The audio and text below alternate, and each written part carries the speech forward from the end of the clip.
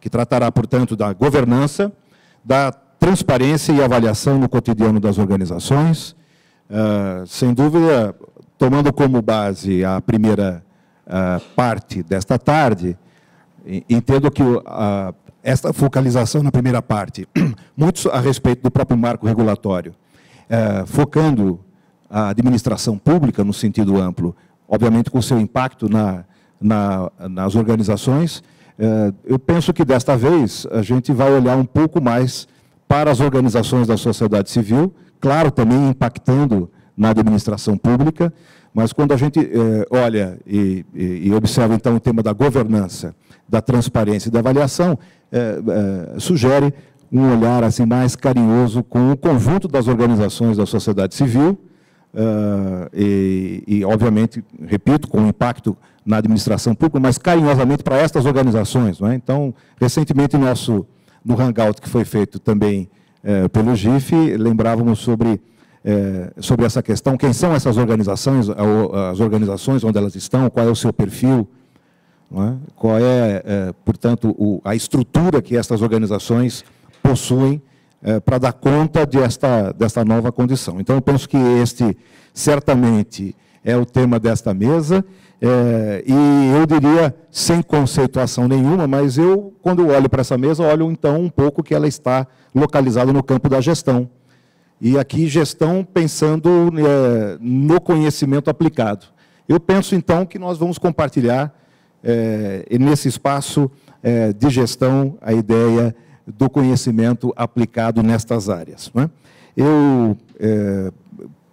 Me parece, então, que a ordem aqui proposta, a primeira, vou passar a palavra para a Yara, na sequência, depois, o Rogério, 20 minutos, então, também a cada um. Vou avisar aqui aos 15, quando faltarem 5, né, segundo esta organização, e falando, então, do procedimento da nossa, após os 20 minutos de cada apresentação, lembrar que a nossa cadeira da participação está disponível para 10 colegas que estiverem desejando trazer um argumento, um comentário, uma pergunta, ou eles todos, em momentos específicos, com um horário específico, quero dizer, e aí regularemos isso naquele momento. Ao final disso, os nossos painelistas terão considerações finais, observando as questões que a participação de vocês puderem trazer. Isto posto, sigo em frente. Uma boa tarde a todos. Yara, a palavra é sua. Obrigada, Roberto. Eu também queria agradecer muito a presença de todos vocês aqui hoje, agradecer muito a parceria com o Senac, espero que seja a primeira de muitas, acho que é uma parceria que faz muito sentido e muito importante, muito relevante. Acho que essa é a inauguração de um processo que eu espero que seja bastante duradouro. Bom, primeiro eu queria só apontar para o fato de que eu não sou advogada, né, como foi feita a minha apresentação, então, portanto, ainda bem que a Paula está aqui, e aí qualquer coisa a gente chama ela para responder algumas questões específicas, porque não é o meu forte responder ponto a ponto as questões dessa lei, mas acho que o que eu vim tentar contribuir para essa discussão são alguns aspectos da legislação que se relacionam com a questão da governança e da transparência no cotidiano das organizações e outras questões que vão até um pouco além da própria legislação para a gente discutir, mas que são muito pertinentes no cotidiano mesmo das organizações. E aí, para começar a conversa, acho que eu queria colocar que hoje o cenário, como foi dito já na primeira parte desse encontro, o cenário em relação às organizações hoje no Brasil e no mundo é bastante desafiador do ponto de vista não só da sua sustentabilidade institucional, política, mas também do ponto de vista da sua sustentabilidade econômica, né? E isso está bem longe de ser uma particularidade do Brasil. Então, hoje a gente vê mundialmente um contexto pouco favorável ao desenvolvimento de organizações, com vários tipos de iniciativas que restringem a atuação das organizações de vários jeitos, mesmo algumas iniciativas que que são voltadas, por exemplo, para combate à corrupção, acabam também interferindo nas organizações do ponto de vista até da sua liberdade de atuação. E aí, o que eu gostaria de trazer para vocês são algumas reflexões de como a gente falar em governança e transparência nas organizações, como esses valores e conceitos podem ser importantes como antídotos desse processo, né? E como a gente pode trabalhar fortemente para que as organizações sejam mais legítimas a partir dessa reflexão. Então, para começar, eu queria trazer um pouco como a gente tem visto no GIF a ideia de governança, né? Acho que quando a gente fala de governança, a gente está falando da forma de governar uma organização, e quais os mecanismos e estruturas importantes para que isso aconteça. Então, necessariamente, a gente está falando sobre controle e distribuição de poder, né? Eu trouxe aqui uma definição, o GIF construiu um guia de governança em institutos e fundações empresariais, junto com o Instituto Brasileiro de Governança Corporativa, que traz uma definição de governança, que é o sistema pelo qual as organizações são dirigidas, monitoradas e incentivadas, envolvendo o relacionamento entre conselho, equipe executiva e demais órgãos de controle. E aí, portanto, as boas práticas de governança convertem princípios em recomendações objetivas, alinhando interesses com a finalidade de preservar a reputação da organização e otimizar seu valor social, facilitando seu acesso a recursos e contribuindo para sua longevidade. E aí, acho que é importante a gente resgatar que a ideia de governança, e aí ela veio muitas vezes acompanhada do adjetivo corporativa, ela vem do universo corporativo. Então, no universo corporativo, empresarial ou privado, né, a questão principal é minimizar superar o conflito que existe entre o dono, né, e os executivos da empresa. Quando a gente passa a pensar a questão da governança nas organizações, o centro do conflito não é mais o dono, mas sim o fundador, mantenedor, ou os mantenedores e o gestor, né? E muitas vezes o centro também está pensar a governança a partir da não existência de um dono, já que as organizações não têm dono, né? Mas o que para a gente tem sido objeto da nossa reflexão é que a governança deve orientar e ajudar as melhores práticas de governança para manter ou para garantir o sentido público das organizações, né? Que é esse que deve ser o sentido desses mecanismos.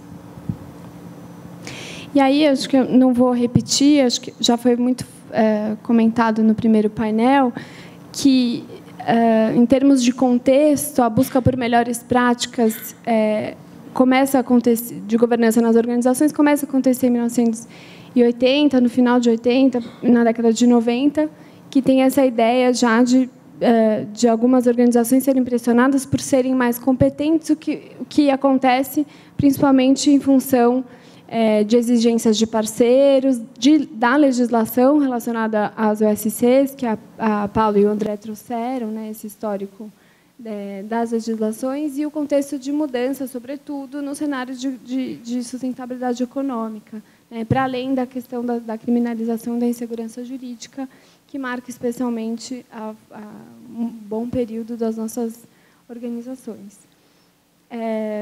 E aí, e sobre a insegurança, né, acho que já foi falado também, e o fato de a gente ter várias novas legislações, uma em cima da outra, de alguma forma, e que não substituem as outras, e essa convivência de várias normas também deixou um cenário de bastante insegurança, e aí, diante disso, também isso acaba influenciando uma leitura das organizações para a sua própria governança, e influencia bastante a própria criação do marco regulatório.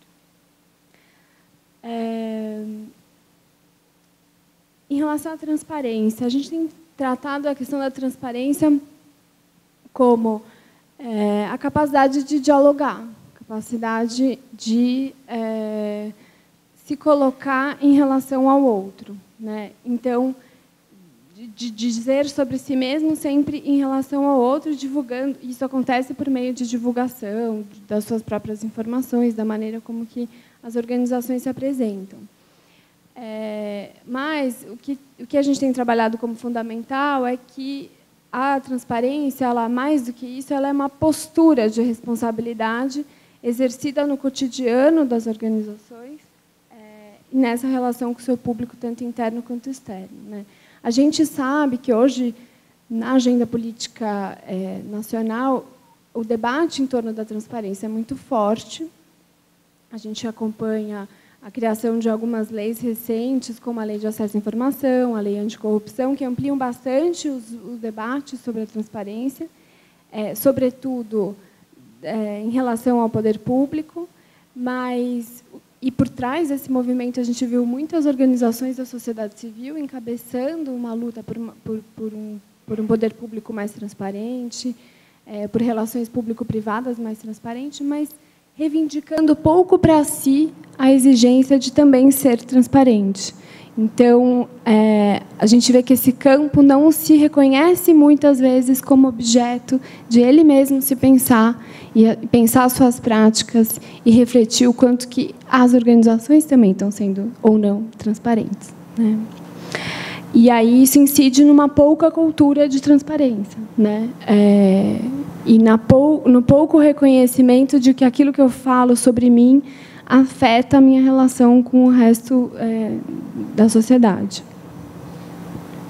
O que também tem a ver, como eu estava dizendo, com a própria uma ideia de construção de uma narrativa, né? Hoje, cada vez mais, a gente controla cada vez menos as nossas próprias narrativas, né? O que falam sobre mim, eu controlo cada vez menos. Então, eu tenho que cuidar para dizer o que eu exponho de mim, o que eu deixo de expor, para que as pessoas possam construir narrativas específicas sobre, enfim, o trabalho, etc. E aí, em relação a essa mesma questão da narrativa, a gente também está acostumado a colocar, principalmente as organizações, via prestação de contas e relatório de atividades, as informações sobre o seu passado, né? O que eu fiz, o que eu fiz ano passado, etc., e muito pouco sobre o que eu vou fazer, o que eu quero ser, o que eu pretendo fazer este ano, etc., o que possibilitaria uma maior abertura para o diálogo. Então, se você não conta o que você vai fazer, ninguém consegue dialogar com você só a partir daquilo que você fez. Então, a gente acha que a gente tem trabalhado com a ideia de que falar sobre transparência, exercitar a transparência, pode aumentar muito a confiança pública nas organizações, facilita o engajamento e a colaboração para o enfrentamento de problemas, e também é um processo de aprendizagem. A partir do momento que você está aberto a escutar, dialogar e receber, você também aprende e cresce com esse processo.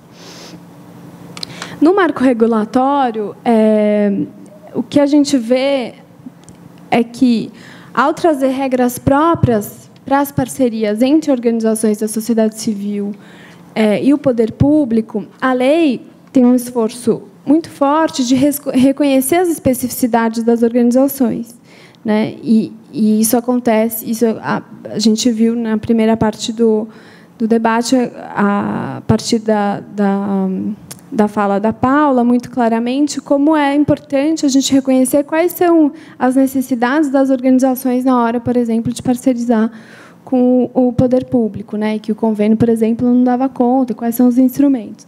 E aí, esse tipo de olhar, ainda que não regule, é isso que a gente vai ver, todas as dimensões de transparência e governança, ele propicia uma produção de conhecimento e reflexão a respeito desses mecanismos, né? A partir desse olhar específico. Então, o que é transparência especificamente para organizações da sociedade civil? O que significa conversar sobre governança especificamente para organizações da sociedade civil? Então, ele acaba sendo também uma certa referência, operando como uma referência para os outros campos, para além do que está estabelecido na lei. E aí, como já também foi super dito, e o professor Galassi reforçou agora, a lei trata da relação das organizações com o poder público. Então, as questões de transparência e governança na lei, elas aparecem muito circunscritas a essa relação, sendo que não tem outros tipos de recomendações para além dessa própria parceria. o que a gente vai ver é a garantia da própria autonomia das organizações, né? Que a lei não fica definindo como que você tem que fazer certas coisas, mas abre um certo espaço, em alguns casos, de dúvida, em alguns casos, de desenvolvimento de suas próprias regras que tenham a ver com a sua própria organização. Mas, assim, o que eu queria trazer é que, ainda que muitas organizações não parcerizem com o poder público, as organizações trabalham na esfera pública. Então, todos os princípios de transparência e governança eles têm que ser pensados nesse sentido. A gente está falando de uma atuação de interesse público, né? Ainda que, do ponto de vista do direito, a gente está falando do âmbito do direito privado. E aí eu trouxe algumas reflexões que não são exaustivas, mas que é para a gente discutir aqui juntos, em relação a como a lei, então, traz as questões de transparência e governança especificamente. Em alguns princípios gerais, é muito claro e muito reforçado, não só nos princípios gerais, mas em outros pontos da lei, como a importância do direito à informação, à transparência e o controle social das ações públicas, né? E aí, especificamente em relação às parcerias, aqui estão as recomendações ou exigências da lei em relação à transparência. Então, o que as organizações têm que publicar uma vez que celebram as parcerias? Então, a data de assinatura, identificação do instrumento, o nome do OSC, descrição do objeto da parceria, o valor total. E esse é um ponto que a gente chama bastante atenção, que é a remuneração da equipe de trabalho, que é uma das exigências, por exemplo, de publicação. E aí, o marco regulatório, evidente, como eu já falei, ele está dentro de um outro contexto de outras legislações que também foram criadas recentemente, especificamente a Lei de Acesso à Informação e a Lei Anticorrupção, que trazem também regras importantes que vão incidir nas organizações, ainda que também sejam muito voltadas, ambas as legislações, para a relação com o poder público e, no caso da Lei Anticorrupção, bastante voltadas para a relação entre o poder público e as empresas. Então, ainda que essas leis se apliquem às organizações da sociedade civil, acho que é importante a gente perceber o quanto elas são pouco voltadas das organizações no sentido de entender suas próprias especificidades. Então, a gente tem um cunho, um tom, no caso da lei de corrupção, por exemplo, bastante empresarial, que faz com que a gente reflita bastante sobre quais as adequações que a gente tem que fazer quando a gente está pensando numa organização. Em relação à governança, como eu falei, acho que tem alguns... Ainda que seja um princípio da lei não trazer recomendações específicas de governança para as organizações, mesmo assim, existem alguns elementos que a lei traz que podem incidir fortemente na governança. Quando eu falo que não exige, por exemplo, a lei não exige, por exemplo, que as organizações tenham conselhos fiscais, como fazia, me corrige, Paula, na lei das OCIPs, né? Então, acho que tem a ver com essa coisa de entender profundamente a heterogeneidade do campo, entender que nem todas as organizações conseguem estruturar conselhos fiscais, por exemplo, que acho que a gente tem que conversar sobre isso, mas, mesmo assim, acho que trouxe 3 aspectos que a lei traz, que a lei toca na questão de conflito de interesses, então estabelece exatamente quais os limites de parentesco e proximidade no momento de celebrar as parcerias. Também acho que tem um elemento interessante sobre a dissolução, então acaba tocando na questão da sucessão, o que acontece se aquela organização for acabar, né? O que vai acontecer? E isso é uma super questão para as organizações, porque muitas vezes elas são muito focadas numa personalidade, né? Numa pessoa, e a pessoa, enfim, morre e acabou a organização. E são poucas aquelas que têm estruturas suficientemente sólidas para superar a saída ou a morte, enfim, de um Tá. E também um elemento da finalidade social, que é a demonstração de que os objetivos e finalidades institucionais e a capacidade técnica e operacional da organização são compatíveis com o objeto. Então, é um pouco dizer que você é o que você disse, né? E o que você está pretendendo atuar. Então, acho que, assim, como leitura, que eu queria trazer para a gente refletir junto, quanto a lei um pouco mais hard para a transparência, porque acho que ela traz elementos mais concretos e talvez mais pesados para a gente, de definições mais claras em termos de transparência. E, ao contrário, tem uma intenção clara de não pautar tanto as questões de governança, entendendo a heterogeneidade do campo, como eu já falei, mas isso abre espaço, e aí que eu queria aproveitar meus últimos 5 minutos para reforçar essa questão, que é o quanto acaba a legislação também deixa um espaço muito forte para processos de autorregulação. O que quer dizer isso? Para que as próprias organizações possam refletir sobre os seus mecanismos de governança e transparência, independente daquilo que a lei exige ou deixa de exigir. Quer dizer, não é porque a gente não precisa necessariamente seguir só aquilo que a legislação diz ou deixa de dizer, né? Ainda mais porque nem todas as organizações parcerizam, enfim. Então, e aí são essas reflexões e muito pensando no enorme campo de organizações, as 300 mil, como elas são diferentes, como elas são em diferentes partes do país, como elas são, a maioria, organizações bastante pequenas e tal, como é importante a gente pensar que tipo de governança, que tipo de transparência pode valorizar e favorecer a legitimidade desse tipo de organização, né? E que cada organização, que as próprias organizações sabem muito sobre isso, independente da legislação. E aí, trazendo um pouco da experiência de 2 projetos que a gente tem desenvolvido no GIF, que são instrumentos de autorregulação nesse sentido, ou que podem vir a ser instrumentos de autorregulação, mas que estão trabalhando nesse sentido, que é o painel GIF de transparência e os indicadores GIF de governança. E aí eu vou falar rapidinho sobre eles. O painel GIF de transparência é uma iniciativa ainda restrita aos associados do GIF. É um painel que organiza as informações institucionais de todos os associados. De todos os associados, não, daqueles que aderirem ao painel, porque a adesão é voluntária. Então, o que a gente fez? A gente organizou as informações institucionais a partir de algumas entradas, de alguns indicadores. Esses, por exemplo, são os indicadores de contato. Então, a gente está perguntando se a organização publica endereço, telefone e e-mail no site. E aí, se você clica no verdinho, já leva diretamente para a informação onde a própria organização publicou essa informação.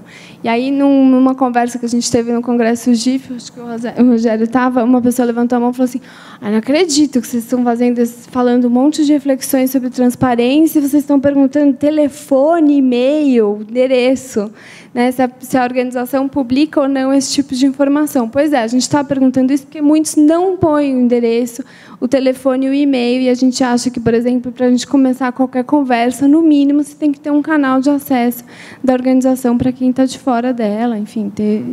Então, e aí a gente vê aqui uma visão mais completa das organizações. E aí, se você clica na própria organização, você pode ver todas as informações que ela tem ou deixa de ter, ou se ela não publica, e também acesso a todos os canais de comunicação daquela organização. Para a gente, os resultados desse projeto têm sido super interessantes, porque já de cara, com um mês na verdade, no dia do lançamento, a gente tinha 40 organizações do GIF que aderiram ao painel, e elas em diferentes graus de transparência. Então, você vê que organizações que têm, sei lá, 5 indicadores preenchidos, e se mostrando, deixando isso claro, evidente, que acho que é uma postura muito bacana, né? Porque não é só entra quem tira 10. Quem tira 5 é importante porque ele está querendo dizer que ele quer melhorar, de alguma forma ele está disposto ao diálogo.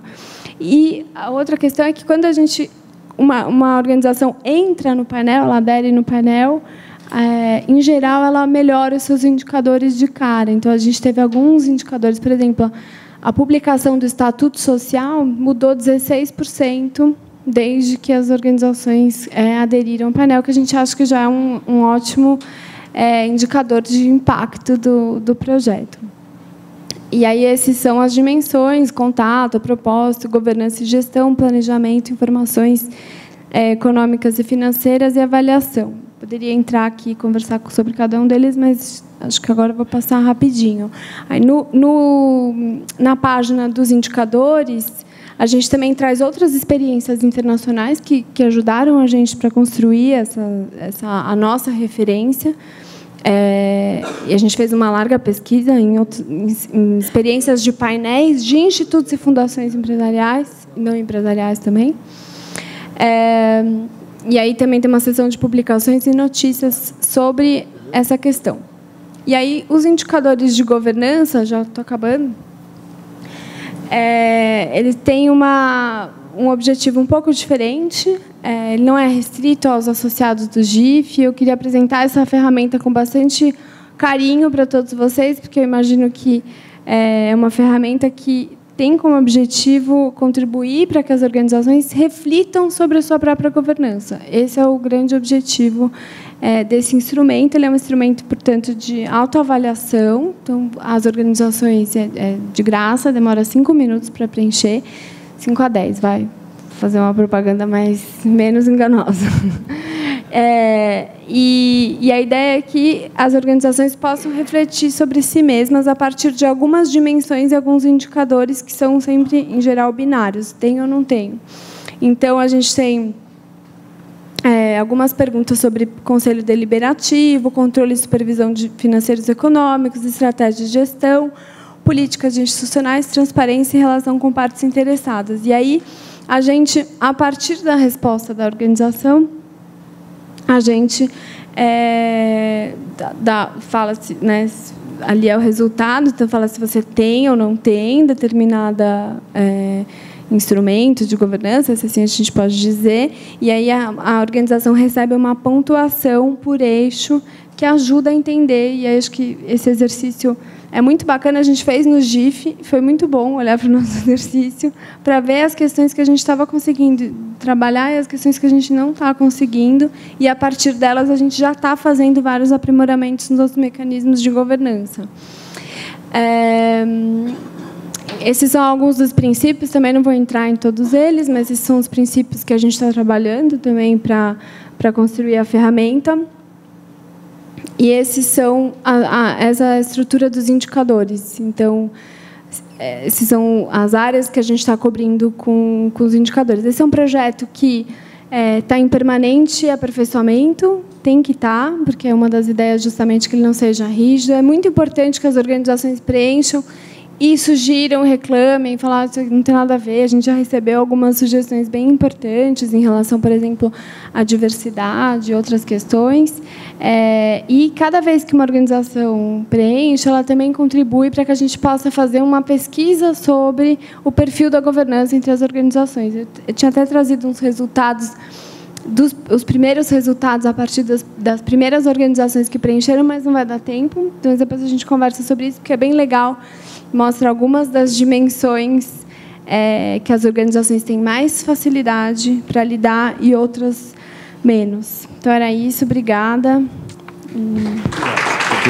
Mantive o tempo? Muito obrigado, Yara. Sem dúvida, olhando para o Marco, né, nessa dimensão positiva de oportunidade de expansão da gestão, o que demanda a competência de gestão, é uma grande oportunidade. Pensar também que isso demanda fortalecimento institucional, ou seja, não dá para a gente avançar nesse campo e nessa relação sem que a gente também cuide da organização como um todo, né? Eu queria já de imediato passar a palavra, então, para Rogério. Você tem, então, 20 minutos, 15 mais 5. Deixa você, então, o microfone. Enquanto isso, o Hermes está trocando ali a exposição. É isso? Ótimo. À vontade, claro. É isso. Bom, boa tarde. Bom, sou Rogério, vou conversar com vocês sobre o tema da avaliação e do monitoramento dentro do marco regulatório. O tema apareceu aqui, né, teve um gancho aqui em uma das falas que seguiram a mesa anterior, com André e Paula, e eu vou, enfim, inclusive aproveitar aquilo para conversar com vocês, mas eu, enfim, acho que temos um bom desafio pela frente,